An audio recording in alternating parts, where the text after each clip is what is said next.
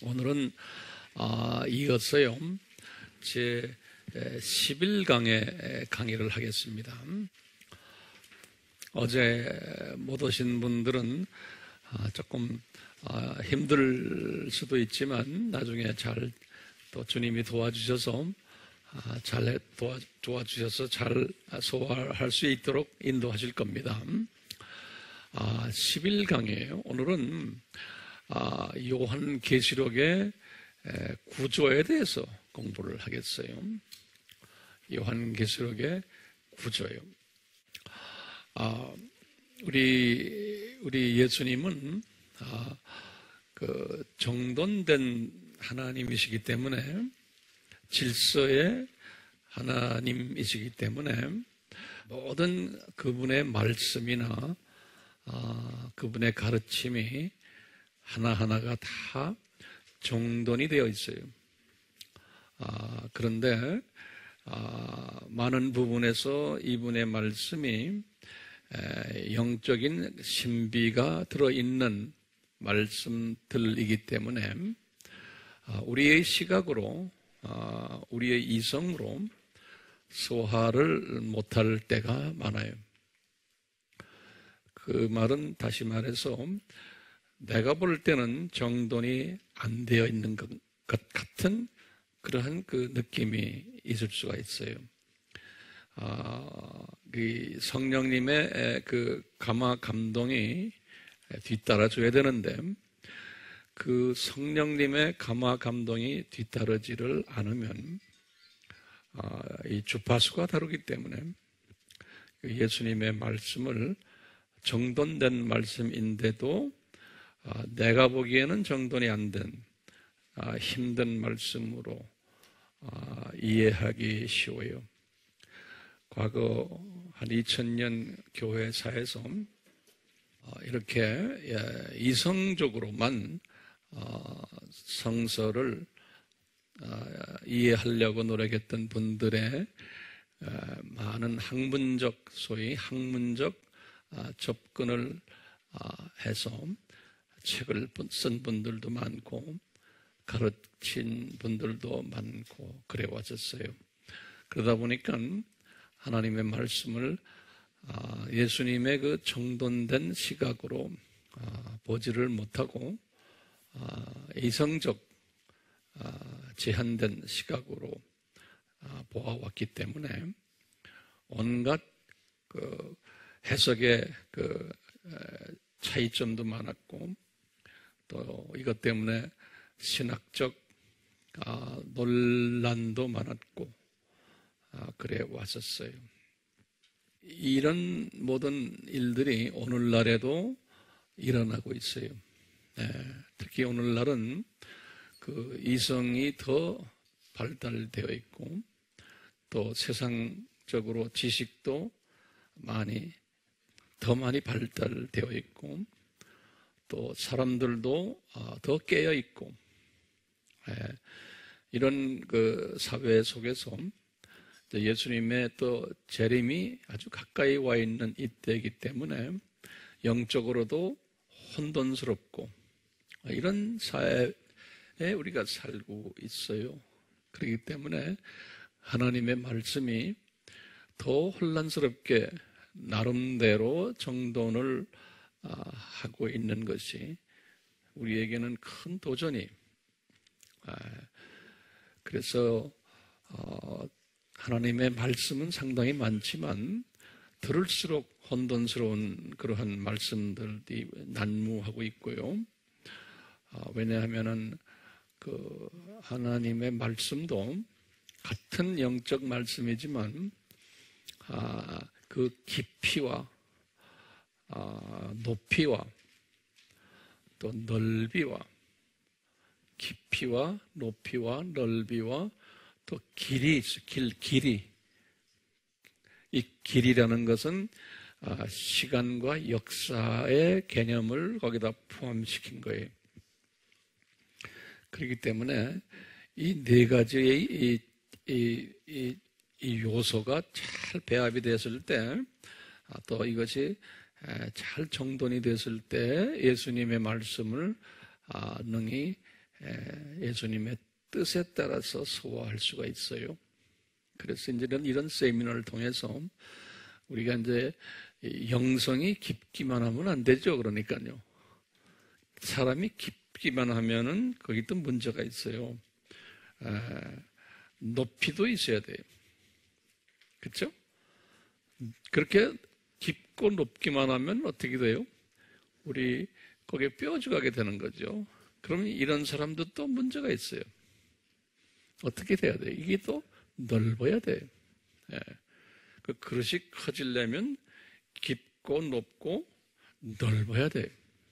넓은 시각이. 그 우리 카메라를 봐도 이 넓은 앵글을 가진 걸 뭐라고 그래요?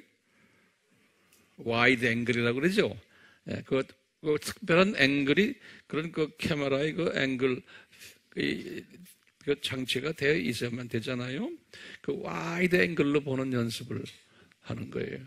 그런데요, 여기까지만 가져고도 충분치가 않은 거예요. 왜 그럴까요?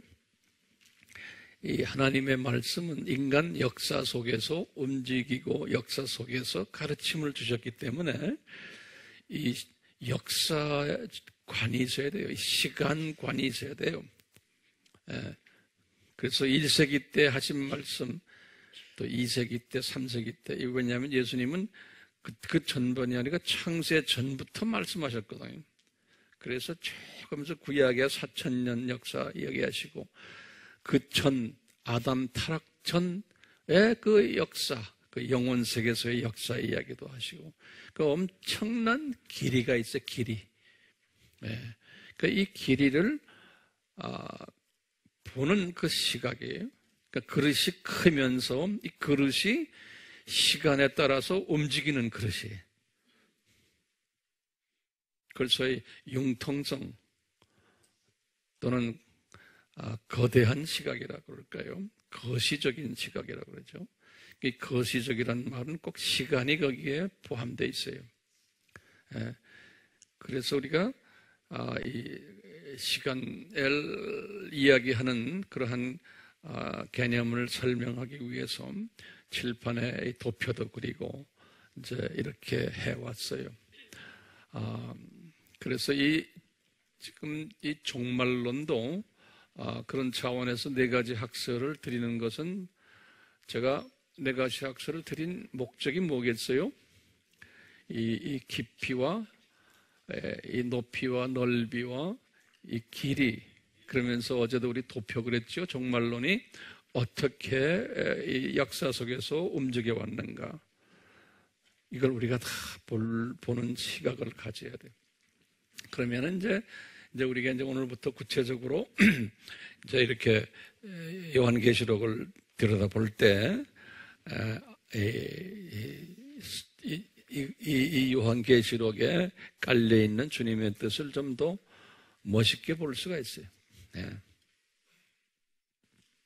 그래서 어저께 참석을 못했던 분들, 그런 부분에서는 좀 놓치신 것 같아.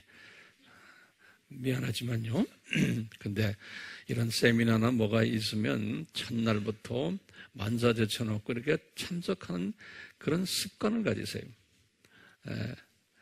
그러면 꼭 뭘 놓치세요. 어디에. 놓친 분들은 나중에 보면 딴소리 하는 분들이 가끔 있어요. 당연히 딴소리 하게 돼 있죠.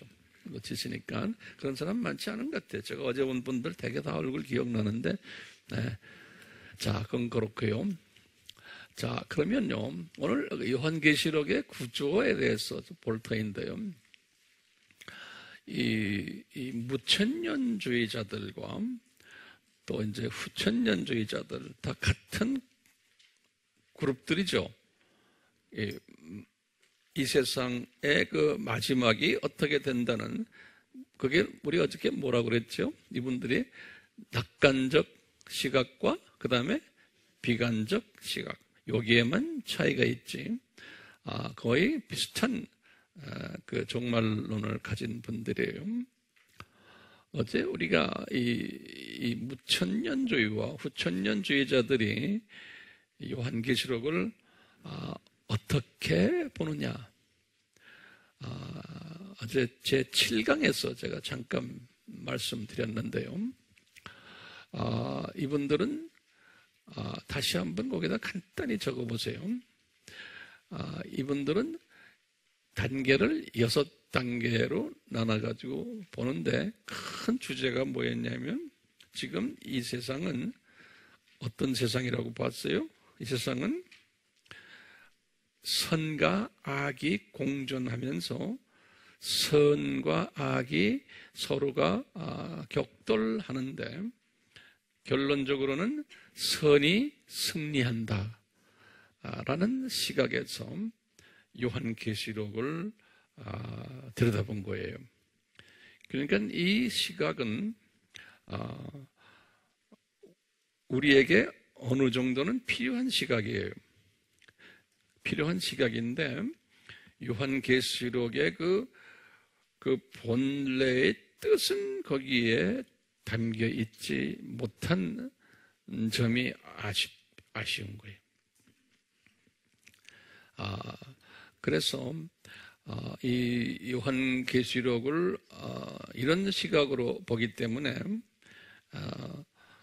이제 우리는 지금 이와 반대되는 소위 이 역사적 전천년주의와 이 세대주의적 전천년주의자들이 보는 시각이 또 있어요. 요 시각을 가지고 그렇지 않은 시각과 비교를 하면서 우리 잠깐 볼 필요가 있어요. 오케이?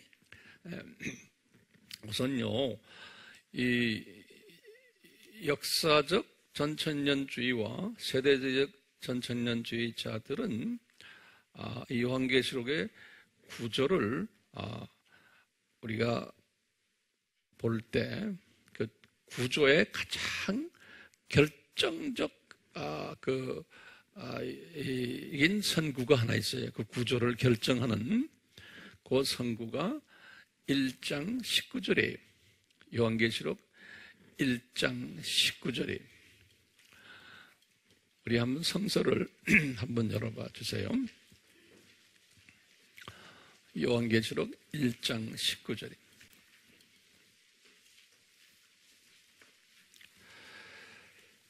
이제 중심 구절이니까요. 그 구절을 잘 기억해 주시길 바라요. 이제 요한에게 주신 말씀에 요한아, 내가 본 것들, 거기 성경에 좀 마크를 해 놓으세요. 내가 본 것들. 그래서 이제 영어 성경에는 과거적인 그 시제로 돼 있어요. 그래서 이제 영어 성경에는 현재 완료 시제로 돼 있어요. You have seen 그랬어요. 현재 완료해. 지금 요한이 지금 You have seen 하면 우리 문법에서 어떻게 되죠? 과거에 봤는데 지금까지 계속적인 느낌이 있는 거예요. 그렇죠? You have seen. 과거에 그냥 한순간에만 딱 본 게 아니고 지금까지 보고 있다라는 사건은 과거 사건인데 쭉 지금까지 계속되는 You have seen 이렇게 되었어요. 이제 요거하고 그 다음에 이제 두 번째 또 뭐라 써 있어요? 현재 있는 것들과 그렇게 돼 있죠. 그건 영어 성경에는 이렇게 돼요. Things which are 그래서 현재형인데 그것도 복수로 된 현재형이에요. which are 것들 이렇게 해서 이제 요 일과 그 다음에 이후에 일어날 일들 그런 말 성경에 있죠. Things which shall be 그러면서 hereafter, thereafter는 이후에 지금 주후 95년에 지금 이분이 지금 받은 이야기예요. 그러니까 현재에 일어나는 일들과 그 다음에 그 후에 또 일어날 일들이 있는 거예요. 그 미래형으로 돼 있어요. 그러니까 지금 여기 보면은 세 부분으로 돼 있는 거예요. 시간상으로 또 사건도 보면 그런 거예요. 내가 본 것과 그 다음에 현재 있는 일들과 그 다음에 이후에 일어날 일들 이렇게 이제 해놨거든요. 그래서 요 선구 때문에 요한계시록 전체를 이 선구에 맞춰서 구조적으로 셋업을 하는 그 그룹이 요 역사적 팀들과 세대주의 팀들이, 전천년주의자들이 요 구조를 중시해요. 이 무천년주의나 후천년주의자들은 이 구조를 별로 중시하지 않아요. 이분들은 그냥 계시록 1장은 그냥 서론장이다라고 보는 거예요. 서론장이다. 네. 그냥 1장은. 그래서 이 구절에 초점을 맞추지를 않아요. 왜냐하면 요한계시록은 미래를 향한 책이라고 보지를 않는 거예요. 이 전천년주의자들은 요한계시록은 미래를 이야기하는 책이다. 그래서 미래적 개념을 어저께 이야기했죠. 예. 근데 이제 이 무천년주의는 이것이 미래 사건이 아니고 오늘날 지금 교회사에서 일어나는 선과 악의 다툼의 이야기다라고 보는 거예요. 그러니까 교회사에서 일어났던 과거에도 쭉 일어나왔고 지금까지도 그것이 일어나고 있는 총체적인 하나의 선과 악의 싸움을 설명한 것이다. 근데 어떤 무천년주의자들은 또는 후천년주의자들은 과거 네로 황제가 있었을 때 기독교인들이 핍박받았던 이야기들이 묘사되어 있다라고 보는 거예요.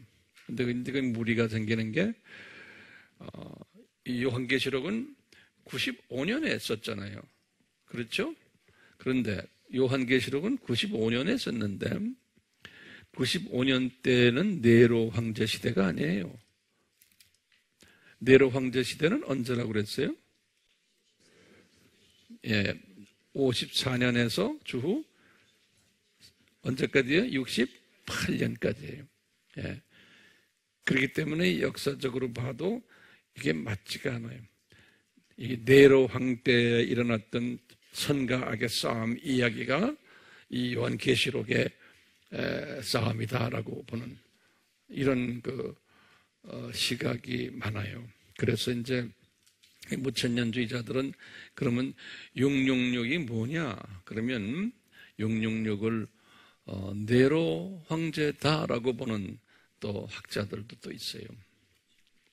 왜? 그 당시의 그 선과 악의 싸움 속에서 악한 황제였던 악의 중심되는 분을 네로 황제다라고 보는. 그렇기 때문에 이제 이분들은 오늘날 666이 뭐 암흑이다 뭐다 하면 아니다. 그건 다 잘못된 이야기다. 그런 이야기들 들었죠? 웹에 들어가도 그런 이야기들이 분명 나올 거예요. 그러니까 완전히 시각이 다른 거예요. 예. 그 엄청난 혼돈을 우리한테 이야기해 주고 있어요. 그래서 제가 여러분들에게 거듭 말씀드리지만 어떤 입장에 있으십시오라는 말은 저는 안 해요. 왜냐하면 여러분들 주님이 주신 다양한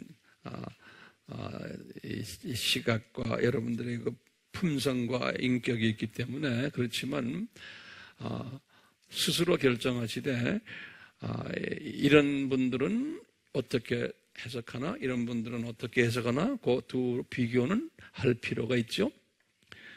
왜냐하면 이렇게 네로 왕이다 그 당시에 이 무천년주의적인 해석하는 사람들 결코 나쁜 사람들이 아니에요.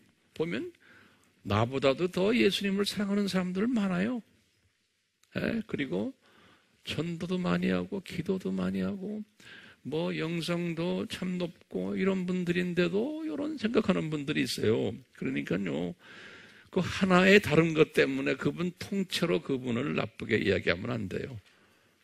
제 말 잘 소화하세요? 예, 그렇게 해주시길 바라요. 자, 아까 그 19절을 가지고 이제 해석을 전천년주의자들은 이렇게 해석해요. 19절에서 이제 첫 부분, 그게 내가 본 것이죠.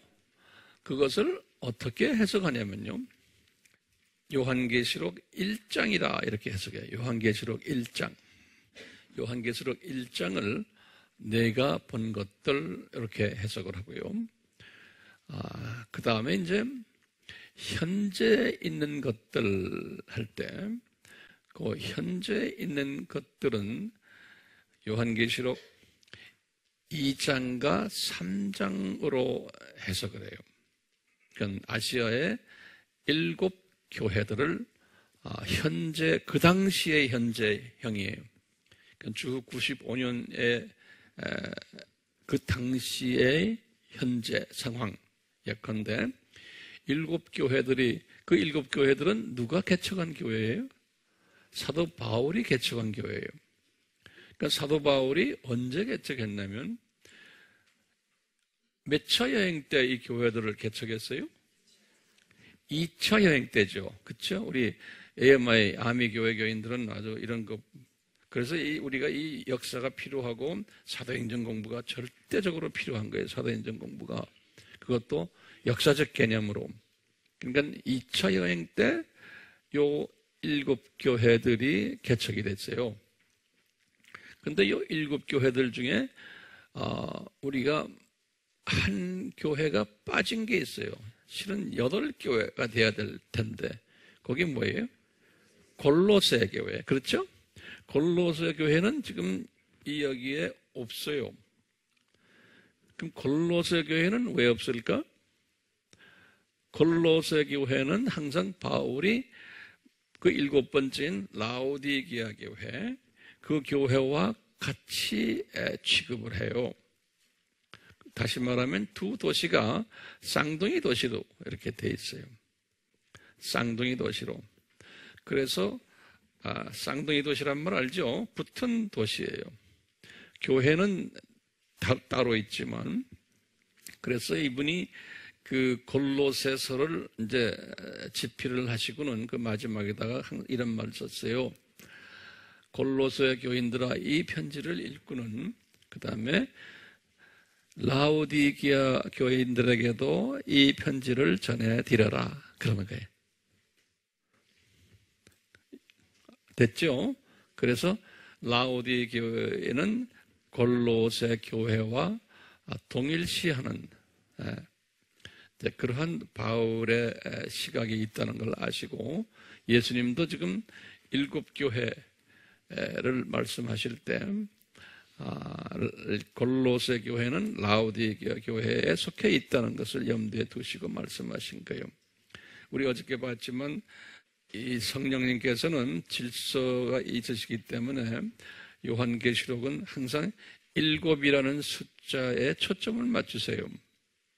그러니까 8 교회를 하지 않으시고 골로새와 라오디게아는 하나로 딱 붙여서 7 교회로 딱 그렇게 하셨어요. 그 7이라는 숫자는 어떤 숫자일까요? 성서에서는 항상 완전 숫자라 그러죠. 하나님의 뜻을 이루는 데 필요한 완전 숫자다, 이렇게 보시면 돼요. 예.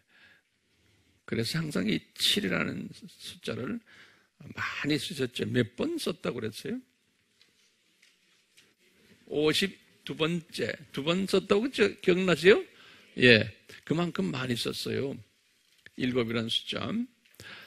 자, 그래서요, 이 세 번째, 이후에 일어날 일들 할 때, 이제 이 이후에 일어날 일들, 이것이 이제 4장부터 시작해서 22장까지로 보는 거예요. 이후에 일어날 일들. 통째로 그렇게 보는 거예요. 오케이? 그 4장부터 22장까지. 그러니까 요한계시록은 4장부터 22장까지니까 요한계시록의 대부분이 장차 일어날 일들에 대한 메시지라고 보면 되시겠어요.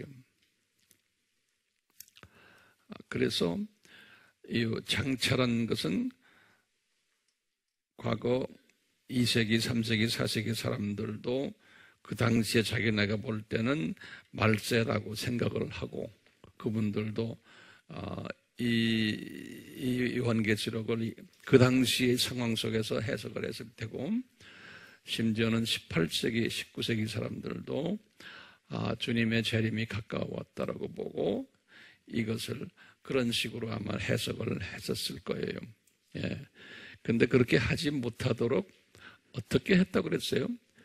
봉하라 그랬잖아요. 그러니까 그 당시에 해석을 만약에 했던 분들은 정확한 해석이 아닐 수가 있죠. 왜냐하면 봉해놨는데 자기가 그냥 자기 이성적으로 해석해버린 거나 마찬가지예요. 예. 근데 이제 오늘날 와서 요한계시록에 대한 그 해석들이 20년 전이 다르고 5년 전이 다르고 1년 전이 다르고 끊임없이 새로운 그 시각들을 가지고 해석하는 분들이 여기저기에서 나타나요. 그래서 그것은 성서적 같아요.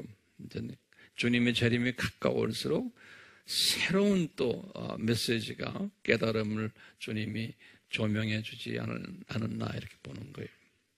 예. 그래서 이 구조적으로 우리가 도표를 잠깐 좀 보시면요. 한번 이거 잠깐 그려보시겠어요? 여기다가 여기가 1장 그랬어요. 이렇게 적어서 1장 이제 적으세요. 이렇게 쭉 하시고는 1장 이제 1장은 뭐였어요? 과거에 본 것, 그렇죠? 과거에 있었던 것. 예. 그리고는 2장과 3장. 2장과 3장은 뭐예요? 현재 있는 것. 이렇게 보시면 돼요. 그 현재에는 연도가 어떻게 돼요? 95년이에요. 여기다가 주후 95년이에요. 그러니까 이 일곱 교회가요. 언제 개척이 됐어요? 여기다 좀 쓰시겠어요? 이 일곱 교회가 언제 개척했어요? 주후 2차 여행이 언제부터 언제예요? 50년에서 52년이죠? 그러니까요. 우리가 그냥 일반적으로 약 한 51년 정도에 이 일곱 교회를 개척하지 않았나 보는 거예요. 그러니까 여기다가 일곱 교회가 주후 51년경에 바울에 의해서 개척되었다. 일곱 교회 51년경 바울 개척. 그런데요, 두 번째 보시면 지금 주후 95년이에요. 그러니까 몇 년 후에 95 빼기 51 하면 이게 몇 년이에요? 44년이네. 예. 이 세 번째, 이 44년 그 기간 동안에 교회가 변한 모습을 요한에게 보여준 거예요. 이 교회가 변한 거예요. 그렇죠? 여기다 44년 동안 이 교회가 변질된 모습을 아시아 일곱 교회에 보여줬어요. 이것을 우리에게 가르쳐 주는 걸 보면요. 교회가 보통 이렇게 오래되면요. 교회가 변질된다는 것을 보여주는 거예요. 이게 다 그 유명한 사도 바울이 성령님의 능력에 의해서 개척됐으니 홀리, 거룩한 교회들이에요. 거룩한 교회들인데 시간이 가면 갈수록 이게 변질이 된다는 걸 보여주는 거예요. 이제 그런 모습들을 우리가 이제 좀 볼 거예요. 그러니까 우리에게 주는 메시지들이에요. 근데 과거에 2000년 교회사를 보면요, 교회가 100년 이상을 제대로 가지를 못했어요. 그리고 좀 컸다, 유명하다, 건물 잘 지었다 하는 교회들은 금방 변절돼 버렸어요. 그런데 인간의 하나님의 자녀지만 그 창조 목적대로 교회 생활을 하지 않으면 우리 예수님께서 아주 던지거나 무너뜨려 버리세요. 우리는 교회 지어놓은 교회 자체가 우상이 되거든요. 그걸 아주 질색하시는 거예요, 이분이. 왜? 이분이 그 훈련시키려고 우리 인간을 이 세상에 던져놓고는 너희들 교회 오픈해라. 그래가지고 그 훈련시키려고 했는데 이 인간들이 딴짓하는 거예요. 그런 딴짓하는 모습을 이 아시아의 7교회를 통해서 우리에게 그림으로 보여주는 거예요. 그림으로. 예. 여기 현재 있는 것 줄 알겠어요? 대부분의 이 교회들이 어떻게 변해왔냐면 여기다 좀 적어서 이제 7교회를 딱 주잖아요. 그건 7교회라는 뜻이 뭐냐면 이 무천년주의에서도 그렇게 해석을 해요. 또 이 전천년주의도, 그러니까 이게 공통분모가 많아요. 뭐냐? 이 7교회는 교회 시대에 있는 모든 교회를 지칭하는 그런 의미. 교회 시대의 모든 교회를 지칭을 하는데, 그런데 그 안에 7가지의 교회가 있다는 거예요. 그런데 우리가 알다시피 5번째 보시면 그 중에 5교회는 꾸중을 받고, 어떻게 교회인데 꾸중을 받아요? 교회의 머리가 예수님이신데? 예? 그리고는 2교회는 칭찬을 받는 거예요. 2교회는 칭찬받는데 2교회에게는 면류관이 있는 거예요. 면류관을 약속하시. 이미 면류관을 받은 교회들이 그 2교회는. 그리고 요 2교회는 예수님이 요한에게 그래요. 요 교회들은 다 핍박받고 조그마한 교회들이에요. 오케이? 나중에 우리 조금 자세히 볼 거예요. 네. 그게 현재 있는 거예요. 현재 있는 거라는 95년에 있는 거예요. 그렇죠? 그러니까 44년의 시간이 흘러가면 이렇게 변질이 된다는 것을 보여주시는 거예요, 우리에게. 시간이 흘러가면, 그런데 시간이 흘러가면 이 5교회들은 점점점 더 교인도 많아지고 교권도 생기고 헌금도 많이 들어오고 커졌는데 그 안에 문제들이 있다는 거예요. 그걸 이제 보여주시는 거예요. 그리고 그 교회들은 종교 행위는 하지만 그분들에게는 뭐가 없다는 거예요? 면류관이 없다는 거예요. 그리고는 우리 서문화교회, 조그만 교회지만 핍박을 받으면서 생명의 면류관이 있다는 거예요. 서문화교회. 그리고 필라델피아 교회도 조그만 교회인데 능력이 조그마하는 거예요. 그런데 너희들에게 면류관이 있는데 그것을 내가 꼭 빼앗기지 않도록 하겠다는, 그 면류관이 있다는 소린 거예요. 나머지 5교회는 면류관 이야기가 없어요. 그리고 꾸중 보는 이야기가 있어요. 그럼 보면은 신학적으로 기독론에 문제가 있는 부분을 지적을 하세요. 나머지 5교회는 그 부분을 나중에 우리가 좀 이제 시간이 이제 될 때 같이 볼 거예요. 그리고는 이제 4장, 5장, 4장과 5장은 뭐예요?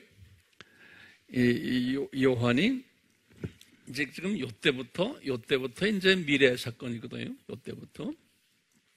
그래서 이제 여기 보면 이제 앞으로 있을 것들 그랬어요. 앞으로 있을 것들. 그러니까 4장부터가 앞으로 있을 것들이에요. 네. 그 말은 뭐냐면 예수님의 재림 전에 나타날 것들이에요. 그건 오늘날 상황과 아주 딱 맞는 그 메시지들이죠. 예수님 재림 전에 요한에게 딱 보여준 게 뭐냐면 4장은 그 삼위 하나님에 계신 보좌를 보여줬어요. 보좌. 예. 근데 그 보좌를 보여주셨는데 거기에 예수님을 포커스를 맞춰서 보여주셨어요. 예수님을. 그렇기 때문에 우리가 예수님에 대해서 공부를 많이 해야 돼요. 예수님을 포커스를 맞춰서 보여줬는데요. 4장에서 거기에 24장로들에 대한 해석은 이제 구약에서의 그 12지파장들, 또 신약에서 12제자들, 그냥 이렇게들 일반적으로 이제 해석을 해요. 이분들이 보좌 주변에 자기네의 또 보좌들이, 그분들의 보좌가 있어요. 거기에 앉아서 면류관을 쓰고는 예수님한테 찬양을 드리고 경배드리는 장면들, 또 이 스랍 천사들이 보좌 주변에서 예수님께 찬양을 드리는, 근데 찬양 드리는데 딱 거기에 보면 찬양 드리는 그 목적이 거기 있어요. 뭐냐, 이분이 인간으로 내려가셔서 고생을 많이 하시고 이분을 통해서 많은 하나님의 자녀들이 창조 목적 훈련 받고 다시 영생을 회복받으며 올라온 거기에 대한 그 고마움을 예수님께 찬양 드리는 모습이에요. 그러니까 우리도 이제 올라가면 이제 그렇게 하겠죠. 예. 그리고 이제 5장에서는 더 구체적으로 그 예수님에 관한 이야기를 해요. 예수님이 딱 책을 하나 딱 들고 계신데, 작은 책이라고 그랬어요. 예. 그 책이 있는데 그 책에 7인으로 딱 이렇게 봉돼 있는 거예요. 예. 예수님께서 그런 책을 딱 들고 계신 거예요. 7인. 그 책을 딱 들고 계신데, 이제 이 책을, 인을 떼실 분이 누군가라고 이제 질문을 던지는 거예요. 이제 아마 요한이 던지니까 이 책은 딱 하면서 화면으로 보여줬는데 어린 양이 딱 나타나는 거예요. 보세요. 예수님인데 예수님을 어린 양의 모습으로 딱 보여주는 거다. 요한에게 이 도사를 당한 피 흘리는 어린 양의 모습으로. 그러니까 이 어린 양이 이 책을 뗀다는 거예요. 인을. 그러니까 예수님의 그 십자가 사건이 그렇게 중요하고 그것으로 인해서 예수님이 찬양을 받으신다는 거예요. 예수님이. 그러면서요, 그 인을 띄시는 분이 그분이신데, 그러면서 예수님을 찬양하는 모습을 딱 보면요, 24장로들이 찬양하고, 그 다음에 천천만만 이런 단어가 거기서 나와요. 천천만만 천사들이 그 어린 양에게 찬양을 드리고, 오케이? 예. 그리고는 그 다음에 보면 모든 피조물들이, 다시 말하면 뭐 동물들, 온갖 동물들, 식물들, 꽃들, 바다에 있는 것들, 이 모든 피조물들이 그 어린 양에게 찬양을 드리는 모습을 요한이 딱 본 거예요. 근데 찬양 드리는 게 뭐냐? 예수님이 경배 받으시기에 합당하시고, 찬양 받으시기에 합당하시고, 존경 받으시기에 합당하시고, 예수님 보고 예수님이 최고입니다 라는 이러한 장면을 요한이 봤는데, 지금 보면은 예수님이 그렇게 대접을 받으시면은, 그러면 우리의 이성적으로, 그럼 성자 하나님과 성령 하나님은 뭐예요? 이제 좀 또 까다로운 사람은 그러거든요. 예? 예수님이 이렇게 영광 받으시면 두 분은 자동적으로 같이 기뻐하시는 거예요. 예. 따로 지내는 분이 아니에요. 한 분이 기쁘면 같이 기뻐하시고, 이게 연합되어 있는 거예요, 서로가. 예.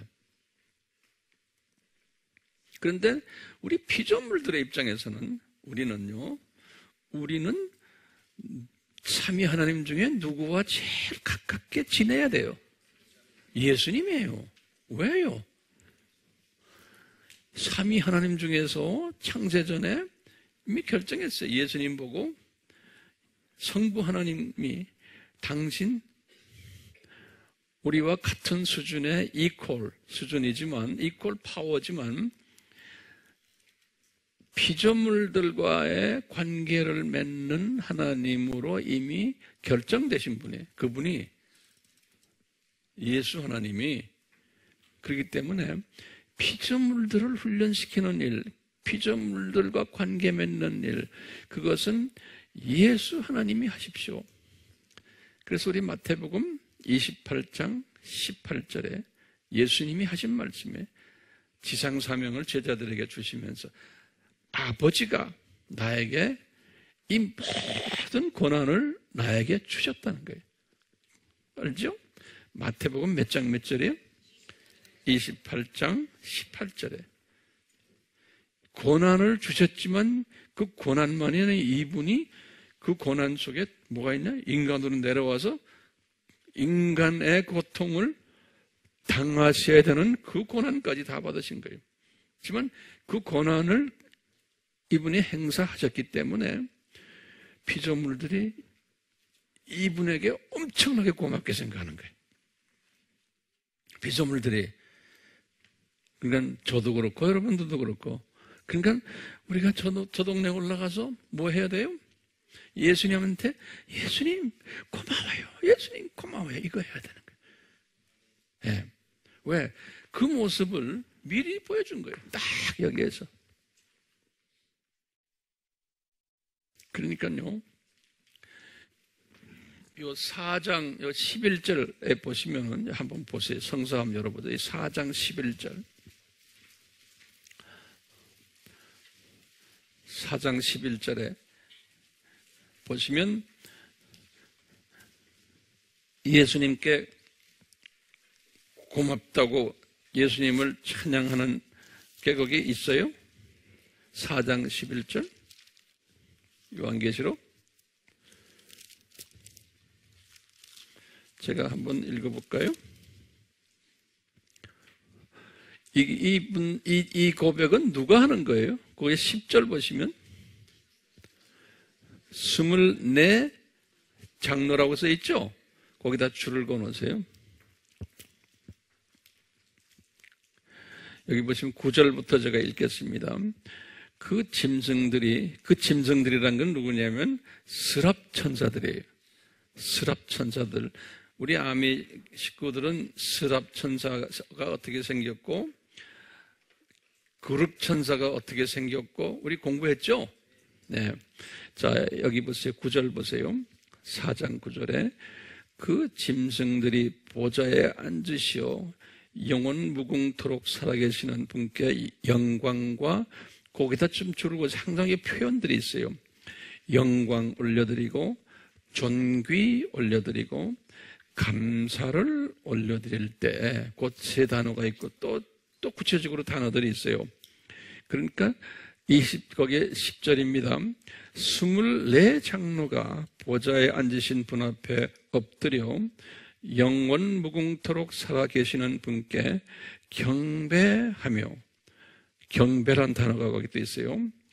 그들의 면류관을 그 보좌 앞에 던지며 말씀드리기를 오 주여. 그러니까 우리가 봐요. 오 주여, 또는 지금 경배할 때 누구한테 드리는 거예요? 예수님께 드리는 거예요. 오케이? 성부 하나님께 드리는 게 아니에요. 성령 하나님께 드리는 게 아니에요. 구체적으로 예수님께 드리는 거예요. 이거 잘 정돈하셔야 돼요. 그러면서 보세요. 오 주여 할 때 주라는 단어가 누구를 향한 단어예요? 예수님을 향한 단어예요. 영어는 O Lord, O Master. 그 주라는 단어가 구약에서는 여호와, 야훼로 돼 있어요. 그 야훼라는 단어가 신약에 와서 주라고 바뀌어버렸어요.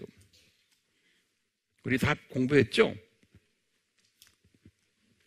오 주여, 주께서는 영광과 존귀와 권세를 받으시기에 합당하시니, 우리 그 단어 있죠? 영광과 존귀와, 여긴 지금 권세까지 들어있어요. 오케이? 권세를 받으시기에 합당하시니 이는 주께서 만물을 창조하셨고, 이 만물들이 예수님께 이제 영광과 존귀와 권세를 드려요. 만물이 주의 뜻대로 있으며, 그러니까 모든 만물이, 여기 지금 개미까지 모기까지 파리까지 다 주님의 뜻대로 있다는 거예요. 그러니까 이놈들이 지금 날아다니는 것도, 와서 나를 피 뽑아 먹는 것도 주님의 뜻 안에서 하시는구나. 이런 시각을 가지셔야 돼요. 이런 시각을 가지시군 모기가 와서 물어도 주여 감사합니다. 이런 마음을 가질 때 내가 주님께 영광 드리는 거예요. 그분의 주권을 인정하는 거예요. 그러면 예수님이 날 이뻐하시겠어요? 안 이뻐하시겠어요? 이뻐하시지. 예수님한테 이쁨을 받아야지만 그게 복 있는 사람이에요. 어머니들이요, 아버지들이요, 예수님께 이쁨을 받으면 자녀 기도할 필요도 없어요. 그 자녀들 예수님이 알아서 이뻐하세요. 예. 보세요. 솔로몬이 그렇게 나쁜 짓 해도 네 애비 때문에 내가 너 손 안 본다 그러잖아요. 기억나시죠? 그러니까 우리 아이들도 네 애미 아빠 때문에 내가 너 손 안 볼 거야. 내가 너 블레싱 줄 거야. 그러는 거예요. 그러려면 모기가 물어도 아이고 지랄 같아 이러지 마시고 모기가 물 때 할렐루야. 무슨 뜻이 계셔서 이놈이 나를 물게 합니까? 이런 사고방식을 가지셔야 돼요. 모든, 그러니까 범사에 감사하라 그러잖아요. 이 사고방식을 가진 사람은 범사에 감사하는 마음을 가지고 있는 겁니다. 그런 사람은 신경질 내지 않아요. 냈다가도 금방 바꿔요. 예, 나도 마찬가지인데 어떤 때는 화가 나면 그렇잖아요. 금방 바꿔요. 왜? 범사에 감사하라고 그랬잖아. 황 목사 너 왜 그러니 또.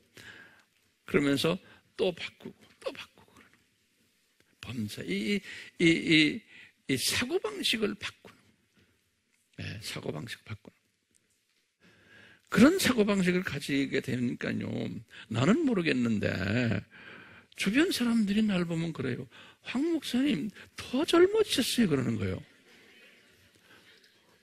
그래서 내가 속으로 주님께서 젊게 만드시는구나. 네.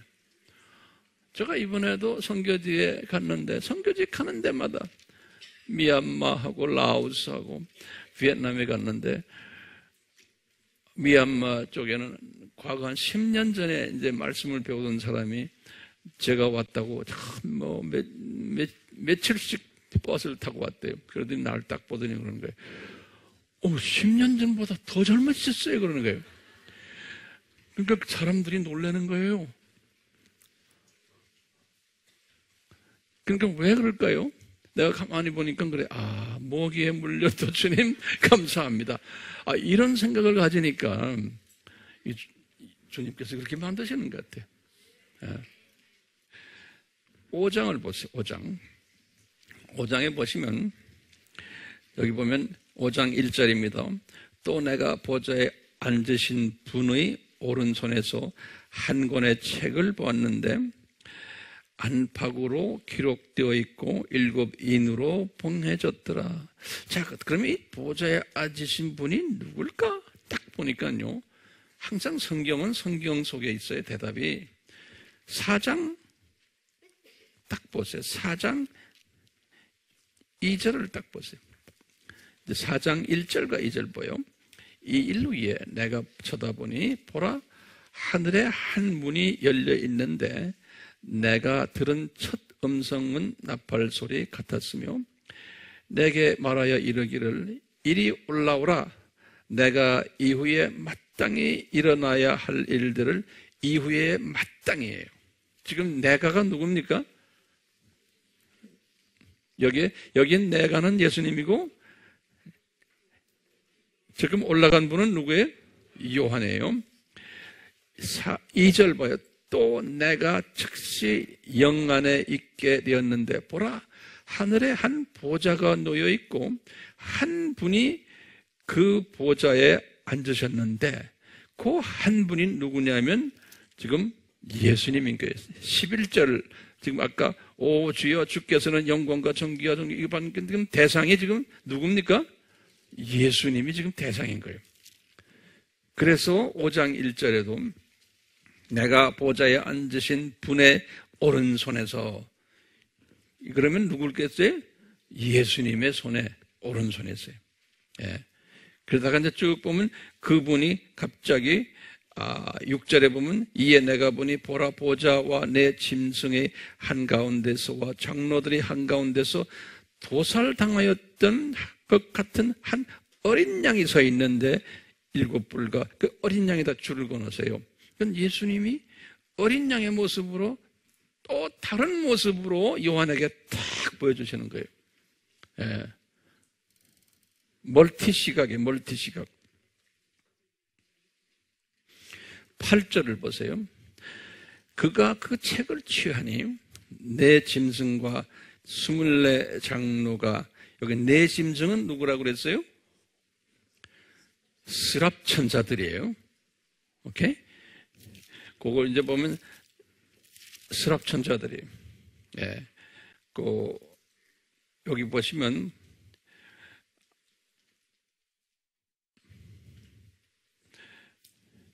여기 6절부터 4장 6절부터 보시면은요. 내 짐승에 대해서 나와요. 4장 6절에 보좌 앞에서 수정과 같은 유리 바다가 있고 그 보좌 가운데와 보좌 주위에 앞뒤로 눈이 가득한 네 짐승이 있더라 그랬어요. 거기다 네 짐승에다 줄을 그어놓고요. 그 네 짐승의 모습을 보여주는 거예요. 첫째 짐승은 사자 같고 둘째 짐승은 송아지 같으며 셋째 짐승은 사람과 같은 얼굴을 가졌고 넷째 짐승은 날아다니는 독수리 같더라. 그러니까 지금 이 짐승이 누구냐? 이 짐승이 보면 스랍천사예요. 왜냐? 거기다 적어놓으세요. 에스겔서 1장 10절에 보면 에스겔서 1장 10절에 보면 똑같은 그런 얼굴들 가진 천사가 스랍이에요. 그 다음에 이사야서 6장 2절에도. 그런데 구룹 천사는 얼굴이 그렇게 4개 있는데 모습이 조금 달라요. 에스겔서 10장 14절에는 구룹 천사의 모습이 나와요. 얼굴이 조금 달라요. 나중에 여러분들이 테이블에서 디스커션 할 때 보세요. 그러니까 구룹 천사가 더 높은 천사로 우리 공부했죠. 그래서 여기에서는 지금 요한이 스랍 천사가 이렇게 하는 걸 보여주는 거예요. 그러니까 이 천사들도 밤낮 쉬지 않고 8절을 보시면 4장 8절에 네 짐승들은 각각 자기 주위에 6날개의 날개를 가졌고 안쪽에서는 눈들로 가득하더라. 그들은 밤낮 쉬지 않고 말하기를 거룩하시도다 거룩하시도다 거룩하시도다. 전에도 계셨고 지금도 계시며 앞으로 오실 전능하신 주 하나님이요. 이렇게 앞으로 오실 전능하신 주 하나님이요. 거기다 줄거는 이게 누굽니까? 앞으로 오실 분이에요. 그러니까 아버지가 아니에요. 그렇죠? 성령님도 아니에요. 앞으로 오실 주 하나님은 누구예요? 예수님이에요. 그러니까 지금 이분들이 보좌에서 예수님에게 집중적으로 지금 포커스를 맞춘 거예요. 그러면서 이제 이 짐승들이 9절에 보니까 보좌에 앉으시네요. 영원 무궁토록 살아계신 분께 영광과 존귀와 감사를 드리고 24 장로들도 그 10절에 보면 똑같이 그러는 거예요. 그러면서 24 장로들이 뭐라고 그랬어요? 주께서 만물을 창조하셨고 만물이 주의 뜻대로 있으며 또 창조되었기 때문입니다. 그러니까 예수님께 찬양드리는 목적이 예수님은 창조하신 분이시고 만물을 나만이 아니에요. 만물을 우리 모기까지 항상 이야기하잖아요. 만물을 창조하신 분 예수님이시고 그 다음에 창조만 했어요. 그 만물들이 예수님의 뜻대로 존재하며 그런 거예요. 예수님의 뜻대로 존재하며 그것을 위해서 창조됐다는 거예요. 그렇기 때문에 영광 받으십시오. 그러니까 우리 인간들에게만 영광 받는 게 아니고 만물들에게서도 영광을 받으셔야 됩니다. 이게 왜? 만물들을 창조하신 분이시기 때문에. 예. 그러면서 이제 5장에 들어와서 쭉 하는데요. 지금 어린 양에게 만물들과 또 24장로들과 천사들이 경비하는 장면이 이게 5장 8절부터 쭉 마지막 14절까지 보면요. 우리 한번 5장 8절부터 봐요. 이제 어린 양에게 하는 거. 왜냐하면 왜 어린 양의 모습을 보여줘요? 이분이 100% 인성이 되셔서 창조도 되시는 분인데 100% 인간이 되셔서 우리에게 새 생명을 허락하는 일을 하셨기 때문에 그래서 보세요. 8절 그가 그 책을 취하니 네 짐승과 24 장로가 각각 하프와 향으로 가득한 금 호리병을 가지고 그 어린 양 앞에 엎드렸으니 그 향은 성도들의 기도라. 그들이 새 노래를 부르며 말하기를 주께서 그 책을 취하시며 그 봉인들을 열기에 합당하시나이다. 이는 죽임당하셨던 주께서 하나님께로 각 족속과 언어와 백성과 민족 가운데서 우리를 주의 피로 구속하여 우리 하나님 앞에 우리를 왕들과 제사장들로 삼으셨으니 우리가 땅 위에서 통치하리로다 하시니라. 이때 우리 하나님 앞에서 그때 하나님 our God 그랬어요. 우리 하나님 할 때는 삼위 하나님으로 생각해도 돼요. 성부 하나님, 성자 하나님. 가시란 말은 엘로힘이거든요. 그래서 이제 앞뒤를 이렇게 보면은 예수님으로도 그냥 볼 수도 있고 삼위 하나님으로도 볼 수 있어요. 근데 거기에 대해서 나한테 질문하세요. 나도 잘 몰라요. 그 이상밖에. 근데 11절 보세요. 11절 보면 또 내가 보니 그 보좌와 짐승들과 장로들을 둘러선 많은 천사의 음성을 들었는데 그들의 수가 만만이요 천천이라. 이건 일반 천사들이에요. 그 일반 천사들이죠. 예.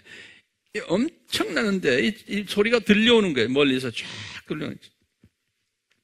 그들의 음성을 들었는데 그들의 수가 만만이요 천천이라. 기가 막힌 화음으로 이분들 찬양하겠죠. 근데 우리가 주 앞에 찬양할 때도 그 화음 같은 그 화음으로 이제 우리도 찬양했으면 좋겠어요. 그때 12절 보세요. 이 만만의 천사들이 뭐라고 그러냐면 큰 음성으로 말하기를 죽임을 당하신 어린 양이 권세와 부귀와 지혜와 힘과 존귀와 영광과 찬송을 받으시기에 합당하시도다 하고 하더라. 천사들이요. 그 다음에 보세요. 13절에 또 내가 들으니, 내가가 누굽니까? 요한이에요. 내가 들으니 하늘과 땅과, 하늘과 하니까 어디겠습니까? 1층 천, 2층 천, 이쪽에 하늘과 땅과, 땅은 이 지구예요. 또 땅 아래와, 땅 아래면 어딥니까? 음부 있는데. 예. 땅 아래와 바다에 있는 각 피조물들과 그 안에 있는 만물이 말하기를 보좌에 앉으신 분과 어린 양에게, 그러니까 보좌에 앉으신 분은 누구예요? 예수님이에요. 그 예수님과 또 어린 양, 그건 두 분이 아니에요. 근데 요한이 볼 때는 지금 두 개체로 보이는 거예요. 요한한테는. 정말 이해되세요? 하지만 우리가 이 과라는 and라는 그것이 어떤 때는 동일 물체인데 다른 표현으로 쓸 때 and라는 표현도 써요. 두 개체가 아니고, 예, 그런 표현도 있거든요. 문법적으로요. 그래서 다시 봐요. 보좌에 앉으신 분과 다시 말해 어린 양에게 찬송과 존귀와 영광과 권세가 영원무궁토록 있을지다라고 하더니 그때 내 짐승이 말하기를 아멘 하고 24 장로가 엎드려 영원무궁토록 살아계신 분에게 경배하더라. 여기에서 이제 우리가 배울 점이 뭐예요? 모든 피조물들도 예수님에게 이렇게 경배드리고 찬양드리고 한다는 거예요. 모든 피조물들도. 그러니까 우리가 이제 우리 이성으로 볼 때는 예수님이 피조물들을 위해서 십자가에 못 박혀 죽으신 건 아니잖아요. 그래요? 지금 보세요. 이게 좀 넓게 보는 거예요. 이 세상이 아담의 타락 때문에 이 세상이 지금 이렇게 됐잖아요. 그렇죠? 그래서 아담 타락이 이렇게 돼서 이렇게 됐는데 하나님 이 세상이 이렇게 시간 속으로 떨어진 것은 이런 모든 다른 피조물들도 다 같이 시간 속으로 떨어진 거거든요. 다른 피조물들의 영혼 속에 있는 피조물들은 강아지도 영원히 살 거 아니에요. 영혼 세계에서요. 사자도 그렇고 개미도 그렇고 아담이 땅에 떨어지는 바람에 이 시간 속에 떨어지는 바람에 모든 피조물들도 다 나의 한계성을 가지고 그 다음에 이놈들도 그 시간과 공간의 제한을 받으면서 살게 된 거 아니에요? 그렇죠? 그러다가 나중에 이제 이 7,000년 이 훈련 학교가 끝나면은 이놈들도 영혼세계로 들어갈 거 아니에요? 그렇죠? 그런 의미에서 누구한테 고맙게 생각할까, 이놈들도? 예수님께 고맙게 해서 예수님의 장중에서 이놈들도 움직이는 거예요. 우리 인간을 훈련시키려고 덩달아 다른 피조물들도 똑같이 고생줄로 집어넣은 거예요. 우리가 센터 아니에요. 강아지가 생명이 몇 년이에요? 한 20년 돼요? 네. 그놈들 저기 살아있는 강아지가 저리 올라간지 아닌지는 난 모르겠어요. 그렇지만 저 동네 올라가면 만물들이 분명히 있잖아요. 이분이 다 창조했다니까. 네. 지금 있는 그놈들이 가는지 안 가는지는 난 모르겠어요. 저 그림이 그려져요? 근데 이 4장과 5장은 우리에게 이 장래에 있을 일을 이야기하는 장면이기 때문에 분명히 이 사건이 지금 이 순간에 일어났나요? 안 일어났나? 이것이 우리 질문이에요. 그런데 이제 나중에 이제 6장에 7장에 보시면 이제 7인을 띄는 장면이에요. 7인을 누가 떼요? 이제 예수님이 띄시는 장면이에요. 첫 인을 예수님이 띄실 때 무슨 일이 일어나고 쭉 나오거든요. 그걸 보면은 그것이 보면 예수님의 재림, 공중 재림 전에 일어나는 모든 징조들이에요. 그 7인들이 우리 다 공부했잖아요.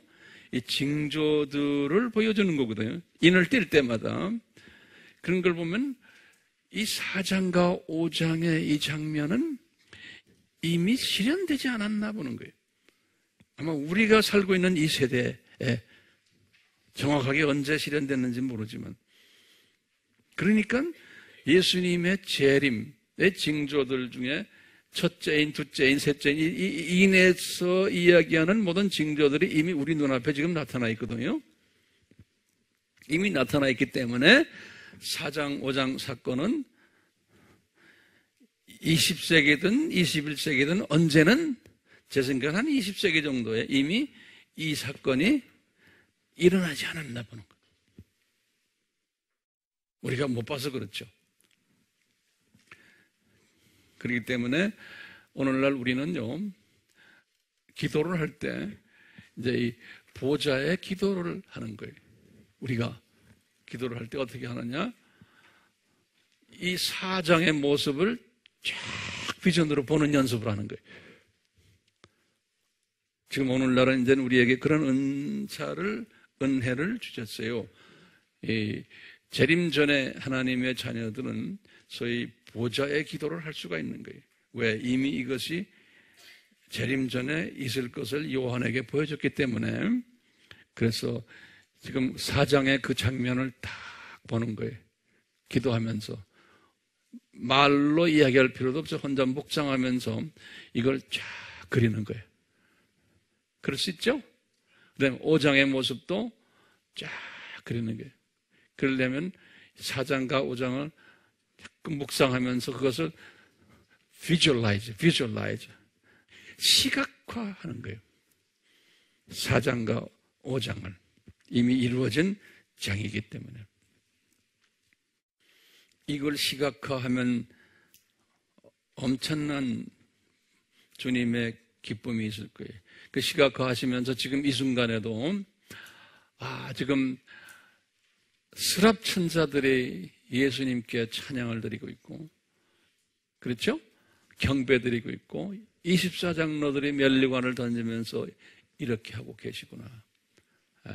어떤 한 순간에만 하는 것이 아니고, 지금 이 장면은 특히 4장, 이제 5장 장면, 이건 왜냐하면 인을 띄기도 전이에요.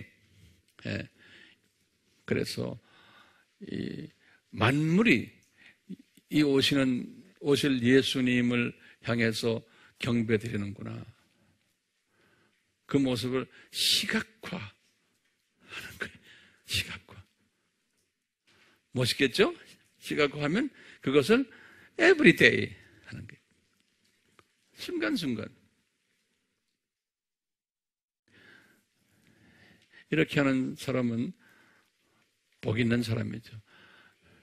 예수님께서 우리 복이 뜨다 몇 번 얘기했죠?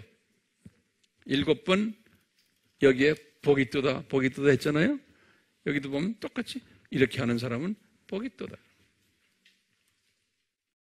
우리가 질문을 한번 던져봅시다. 왜 이 장래에 있을 일들 이제 쭉 말씀하시기 전에 왜 4장과 5장을 요한에게 보여주셨을까? 이 질문을 우리가 이 시간에 좀 해답을 좀 받아야 될 것 같아요. 굉장히 중요한 분야인데요. 이 4장과 5장은 그 요한이 그 하늘 보좌로 올라간 장이죠. 네, 하늘 보좌로 올라간 장이. 이제 4장과 5장이 전제로 해서 6장부터 22장까지의 그 장래에 일어날 일들은 아무나 이게 소화될 수 있는 게 아니고 하늘 보좌로 올라가는 그러한 영성을 가진 사람들이 이 장차 일어날 일들을 소화할 수 있다고 전제로 깔아놓은 것 같아요. 그러니까 같은 하나님의 자녀지만 우리가 항상 이렇게 강조하지만 세 종류의 하나님의 자녀들이 있잖아요. 첫 번째는 소위 말하는 썬데이 크리스천들. 그걸 우리가 넘버원 크리스천들이라고 우리가 한번 만들어 봤죠. 썬데이 크리스천들은 소위 베이비 크리스천들 또는 어린아이 같은 그런 크리스천들, 이런 분들은 말씀도 관심 별로 없고 주일 출석만 하는, 기도도 그렇고 영성에 관계없이 세상 사람과 거의 비슷하게 삶을 사는 그런 크리스천들, 이런 사람들을 우리 한 60%에서 한 70%가 된다고 공부했죠. 전문가들이 그렇게 이야기를 해요. 이제 이 안에도 이게 피라미드 형태로 되어 있어서 이제 그 영성의 그 수준이 다르지만 그렇게 통째로 한 60, 70%가 이 수준에 있다. 그래서 이런 분들은 영적으로 볼 때 하나님의 자녀지만 영안이 감기진 분들. 그래서 소경이라는 단어를 예수님도 쓰셨어요. 소경. 하나님의 자녀는 자녀인데 그런 그 자녀들이 있냐면, 두 번째는 우리가 어떤 크리스천이라고 그랬어요? 소위 기복신앙 또는 번영신앙. 이런 분들은 말씀도 열심히 공부하고 기도도 많이 하고 뭐 헌금도 많이 내고 신앙생활 열심히 하는 분들인데 시각이 이 세상에만 가 있는, 그러니까 이 세상 복을 받기 위해서 장수의 복 또는 물질의 복, 가족의 복, 이런 모든 복들 받기 위해서 열심히 하는 분들, 이런 분들이 한 20%에서 한 30% 된다고 전문가들이 이야기를 해요. 이 안에도 이제 계층이 또 있지만, 이런 분들은 눈은 떴지만 시각이 이 세상에만 집중되어 있는 분들, 이런 분들이 또 있냐면요. 이제 세 번째 분들이 우리가 이분들은 히브리서 11장 믿음을 가진 분들, 우리 다 공부했지만 잠깐 그냥 분류를 해보면요, 이분들은 이 세상 시각도 눈이 확 떠 있지만 저 세상도 보는 분들이, 그래서 히브리서 11장 13절에 뭐라고 그랬냐면, 히브리서에 나오는 한 20명의 구약의 유명 인사들이 가졌던 시각들이에요. 그분들이 가졌던 시각이 이 세상을 볼 때, 이 세상은 나는 잠깐 방문자다라는 시각이에요. 나는 나그네로 잠깐 이 세상에 와 있다. 그리고는 두 번째로는 이제 14절에서 16절에 때가 되면 나는 내 본향으로 간다. 저 세상을 들여다보는 시각을 가진 분들이. 그리고는 이제 이분들이 저 세상에 가서 6절에 보면은 그 세상은 계층 사회이기 때문에 상급이 내가 어떻게 살았나에 따라서 상급이 주어지는 그러한 세상이다라는 이런 사상을 가진 크리스천들, 전문가들은 그저 5%에서 한 10% 된다 그래요. 이런 사람들은.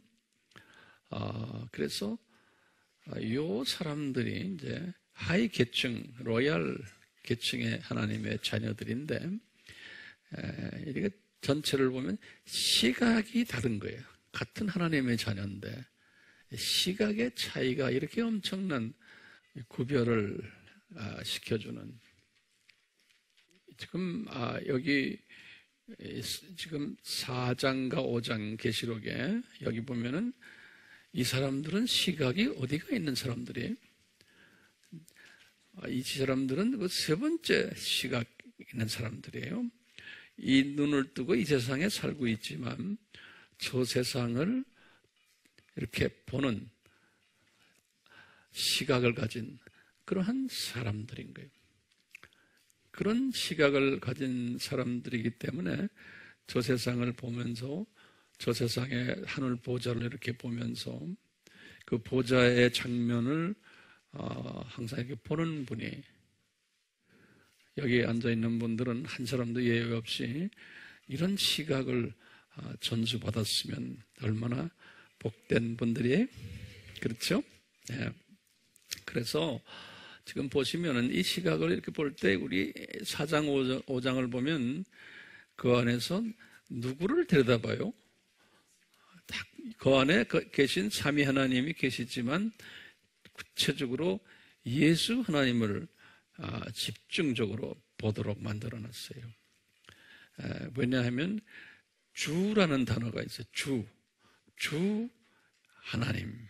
그 말은 예수 하나님이에요. 그러니까 나의 주라는 것은 저분 때문에 내가 이 영생을 얻게 됐구나.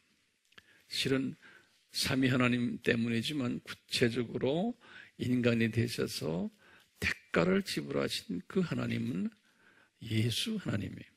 그래서 예수 하나님 때문에 내가 이 세상에서 나그네로 있다가 좀 있으면 이제 본향으로 가는구나 라는 그 예수 하나님에 대한 고마움, 이런 마음으로 우리가 항상 지니고 사는 거예요.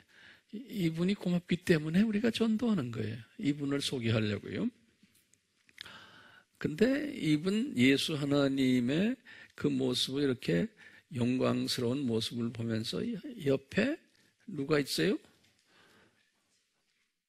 어린 양, 피 흘리는 어린 양의 모습을 동시에 보는 시각에. 그래서 우리가 이제 보면서 우리가 이것을 연습하는 거예요. 예수님이 그 영화로우신 하나님이신데 인간이 되셔서 피 흘리셨고 이런 희생을 하신 이런 하나님이시구나라는 것을 보기 위해서 요한에게 그 어린 양을 딱 보여주시는 거예요. 예. 그런데 이제 그 어린 양이 인을 띠시는 거예요.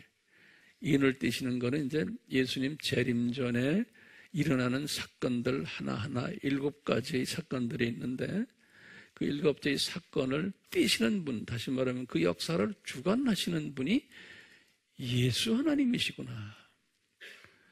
근데 오늘날 지금 우리 삶 속에서 이 역사들이 지금 하나하나 일어나고 있잖아요.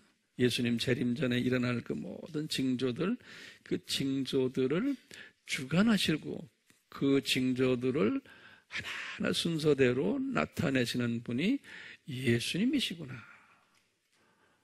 라는 묵상을 하게 되고, 이분에 대한 존귀함을 더 경외함, 또 이분에게 의지하는 이러한 마음을 더 가지게 되는 거죠. 이런 사람들이 이제 7장부터 시작하는 모든 일들을 이렇게 예수님의 마음을 가지고 눈이 열려서 볼 수 있다는 것을 보여주기 위해서 4장과 5장을 우리에게 먼저 보여주신 것 같아요. 근데 요한은 이 4장과 5장을 통해서 보호자를 보셨지만 그분이 나머지 것들은 징조들 나머지 22장까지는 요한이 의미를 알았을까요? 제 생각엔 몰랐을 것 같아요. 요한이 왜 몰랐었을까요? 봉해놨기 때문에 그 안에 깊은 뜻은, 그러니까 요한도 보긴 봤지만 봉해놨기 때문에 그 뜻을 해석을 못했어요. 요한도. 그게 이런 어려운 것들은 성서에는 항상 토를 다셔가지고 해석을 하는 경우가 많아요. 예수님도 그렇게 해석을 하신 경우가 많아요. 그런데 요한에게는 해석을 시키지도 않았어요. 왜냐하면 요한이 몰랐으니까.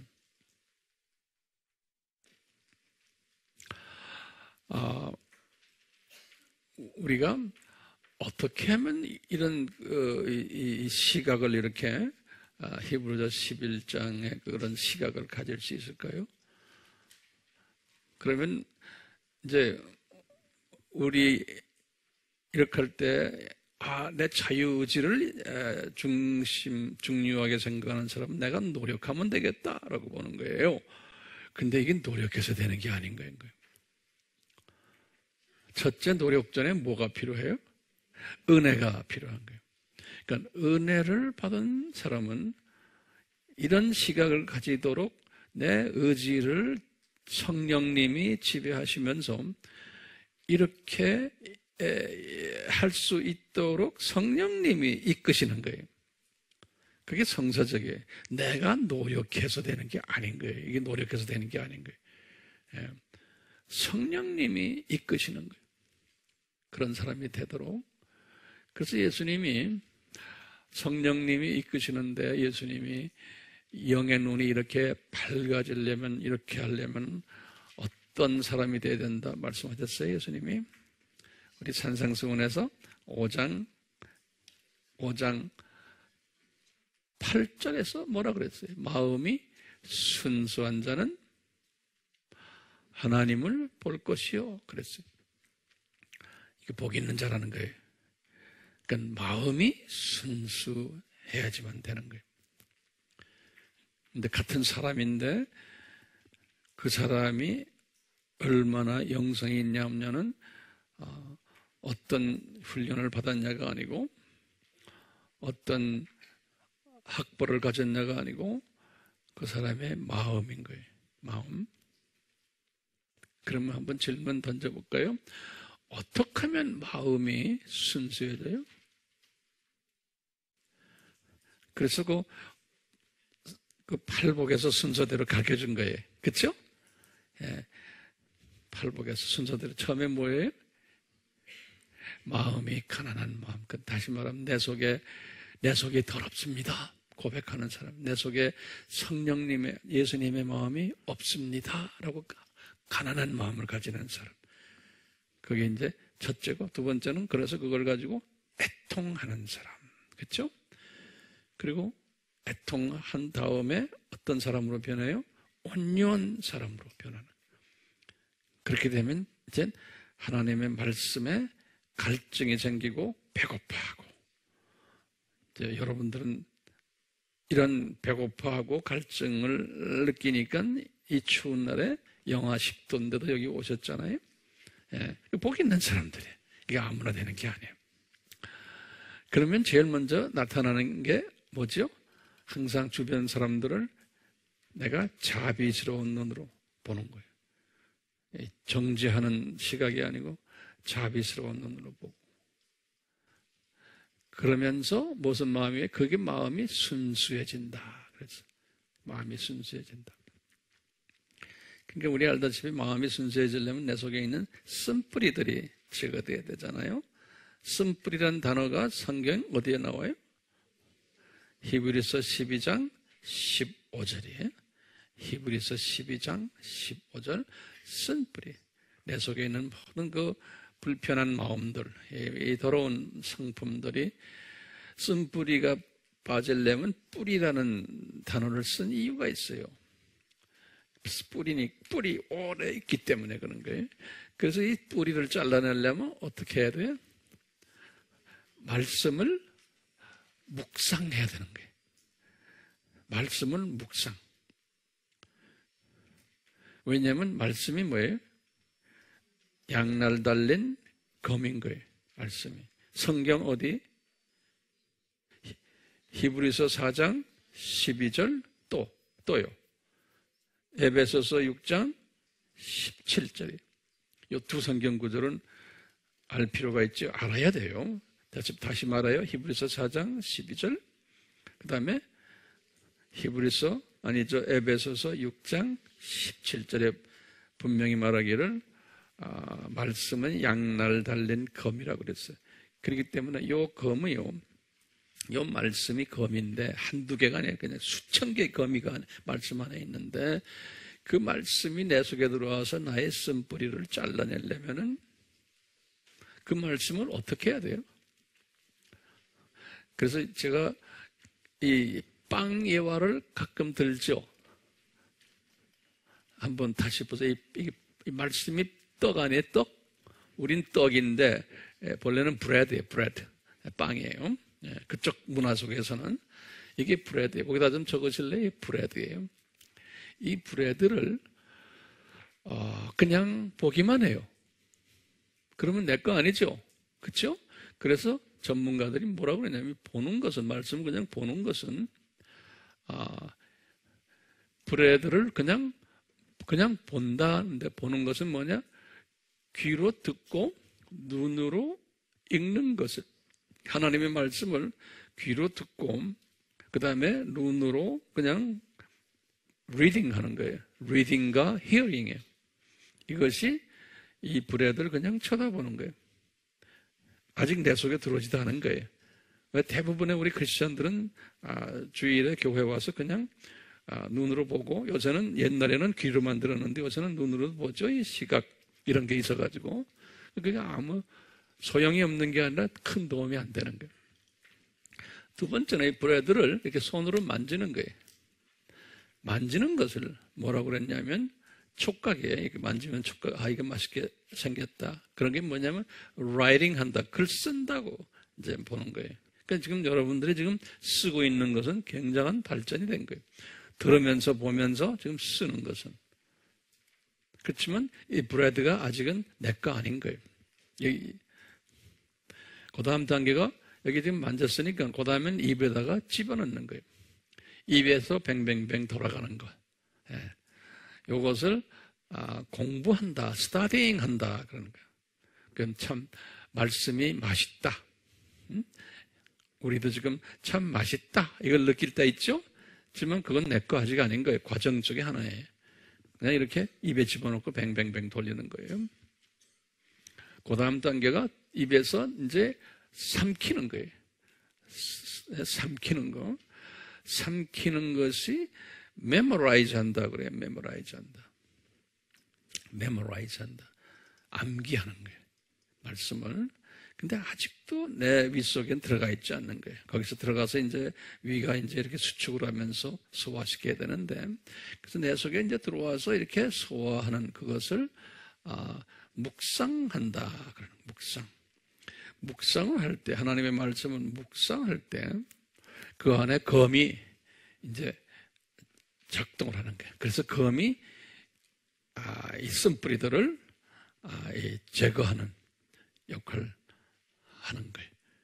그러니까 우리가 성품이 변하려면 하나님의 말씀을 묵상해야 돼요.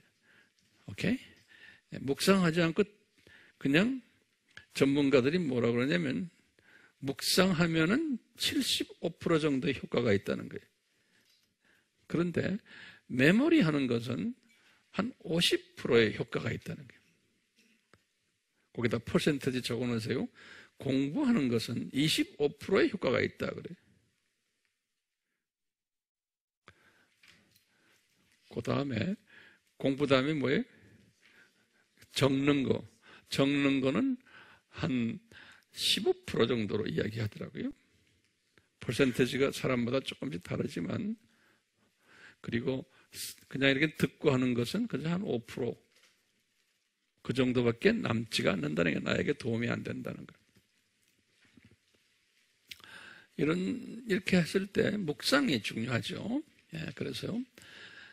근데 이렇게 말씀을 묵상해서 이 칼로 잘라내는 것도 필요하고, 그 다음에 이제 우리에게는 성령님이 또 계세요. 성령님이. 그 성령님이 충만해가지고 나에게 들어오시면은 성령님이 하시는 일은 뭐냐면 나의 성품을 변화시키는 그러한 그 차원에서 성령님이 처음에 불의 역할을 하는 성령님, 그 불로서 나의 쓴 뿌리들을, 옛 성품들을 태우는 그런 역할을 하시고, 또 성령님은 불에 태면 거기에 재가 있을 거 아니에요. 그 이제 영적인 이야기예요. 이 재를 이 바람으로 불어내는 그런 역할, 성령의 바람. 또 성령은 물의 역할을 해요. 그래서 생수의 역할을 하면서 성령님이 그 바람으로 불어냈는데도 아직 좀 재가 남아있을 때 생수가 씻어내는 뭐 이런 이제 그 비유적인 말씀도 참고로 들어주시길 바라요. 그래서 우리가 이 찬양을 할 때 찬양 속에서, 기도 속에서 이 성령님을 깊이 내 속에 이제 모시는 거예요. 그러면 나의 성품을 조금씩 성화시켜주는 이런 일들을 말씀과 성령으로 나를 변화시켜주는. 그러니까 우리가 이렇게 지금 앉아서 공부하는 이 자체가 상당히 나의 그 시각이 변한다는 것은 다른 말로 표현하면 뭐예요? 영의 눈이 떠진다는 소리 아니에요? 그렇죠?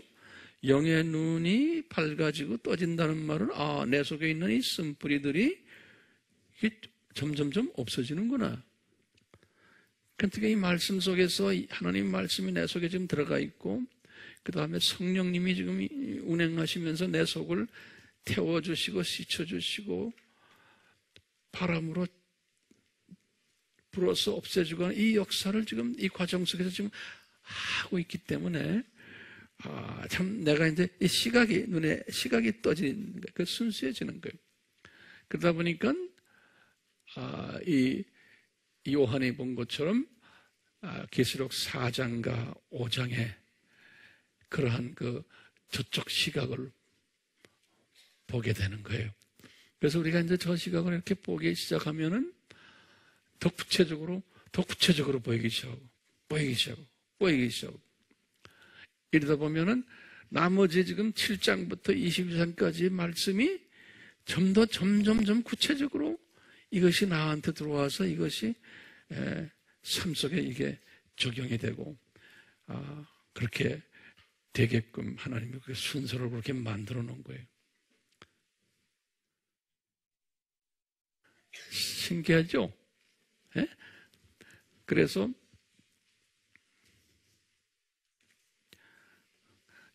질문 던졌죠. 왜 4장과 5장을 뜬구름없이 보여주셨을까? 우리 생각에는, 우리의 이성적인 생각으로는 그럴 거 아니에요? 이게 뭐 종말하고도 관계없는데, 이건. 예. 근데 이게 종말하고 정말 관계가 있는 거예요. 예. 이성의 눈으로 보면 의문이 생기지만, 영의 시각으로 볼 때는, 이게 절대로 필요한 거예요.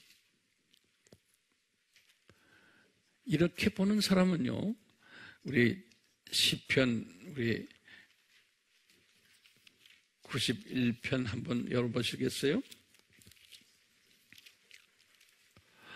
이 시편 91편 우리 다 좋아하는 시편이에요.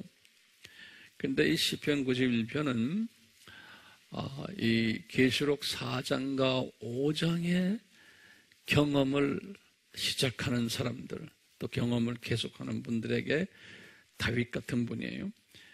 고백한 그 시인데 이 시가 그대로 우리 삶에 이제 적용이 되는 거예요. 근데 보면 91편 1절이 그게 결론이면 또는 서론의 말씀이에요.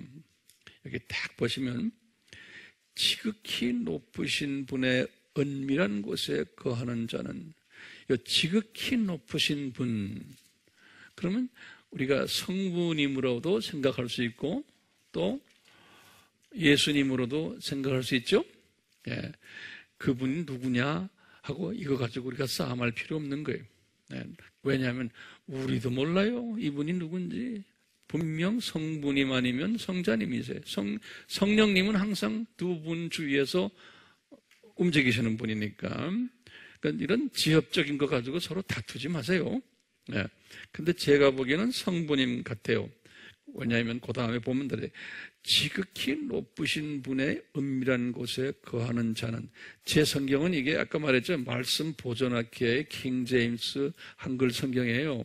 그래서 이분들이 좀 말을 좀 이렇게 바꿔놨어요. 여러분들 성경과 조금 차이가 나요. 근데 내가 봤죠, 이 성경 내가 사상하면 자세히 보니까 이 성경도 제 마음에 좀 들지 않는 부분이 많아요. 그렇지만 제가 갖고 있으니까 제가 읽는 거예요, 지금요. 네. 나한테 딴소리 하지 마세요. 왜 그걸 목사님까지 합니까? 이런 또 그런 지엽적인 이야기는 하지 맙시다. 다시 봐요. 지극히 높으신 분의 은밀한 곳에 거하는 자는, 은밀한 곳이란 건 영어로는 secret place라고 그랬어요. 그러니까 저 지금 보자예요. 전능하신 분의 그늘 아래 살리로다 그랬어요. 이때 전능하신 분은 누굴까요?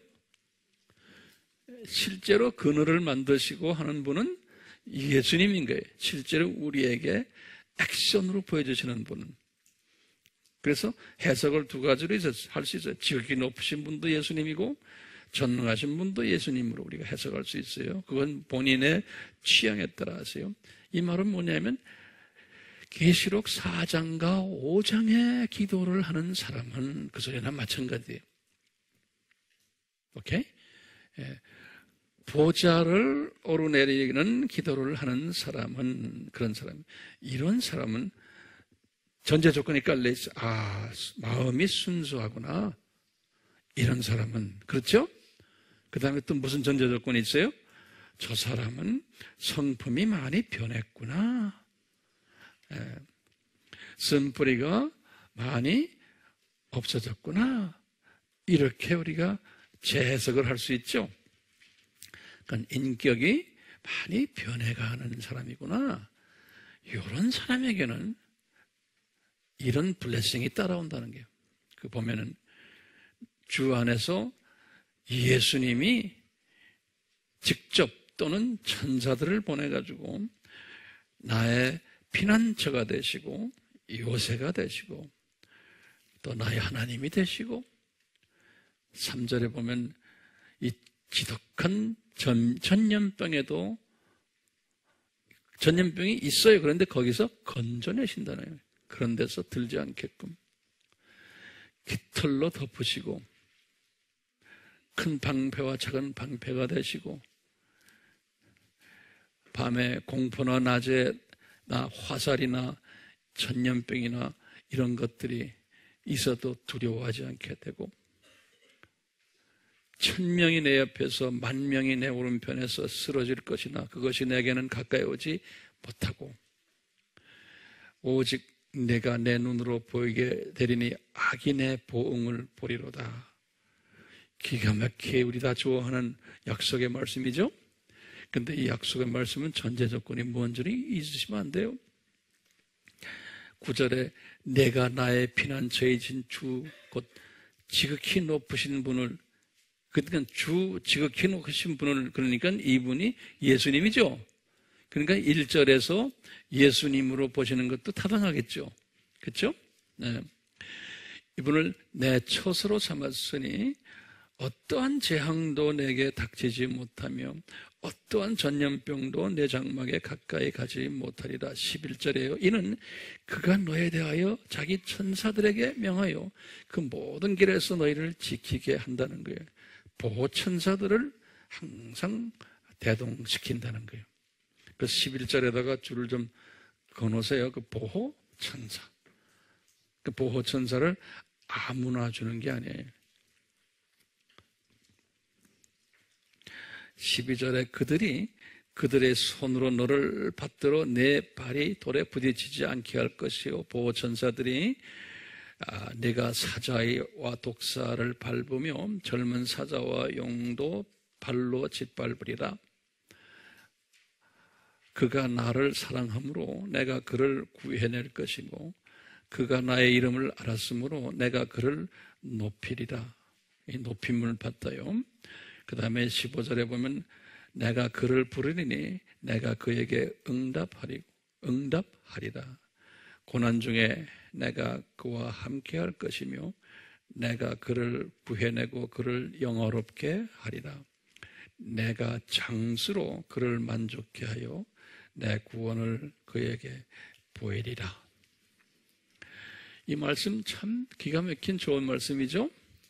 근데 이제 전제 조건이 이제는 뭐 해야 되는지 아시겠죠? 요한계시록 4장과 5장 보좌를 항상 보는 그러한 연습을 매일 하시면 좋겠죠.